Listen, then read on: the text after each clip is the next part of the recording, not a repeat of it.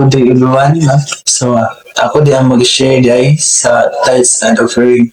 So, before ta mahatag, nalan sa kayo share nga verse, ingon siya diri in Deuteronomy chapter 14, verse 22, ingon siya diri, you shall truly tithe all the increase of your grain that the fields produces year by year. So, ingon na siya dito, dapat yun ato yung hatag yun ang tithe yun kay Lord nga na-produce atong field year by year.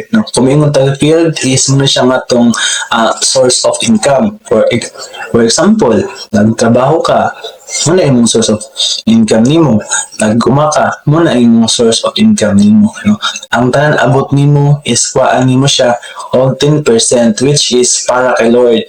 Imo siya bitong balik para kay Lord. So, ang next is kaning offering, Kung hingon tag offering is muna siya bitaw nga nagpugas ka, Muna siya bitaw nga imo bitong pugsan ug unsa bitaw tong gusto nimo bitaw may tabo sinong kinabuhi nimo, Tungod kay ana pag ang pastor nga ang imong pagpugas karon is imo ra siyang anihon puhon, So, wala pud kay anihon o wala po kay gipugas karon.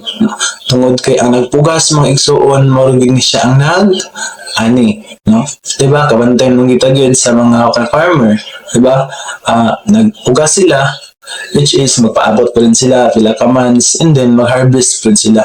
Inana po rin kay Lord, once nga magpugas ka kay Lord, nagyud kay anihon gyud gyud kay Lord nga naman igsuon dili gid pasagdan ni Lord katong mga tao nga nagmatud-anon diha sa Ginoo.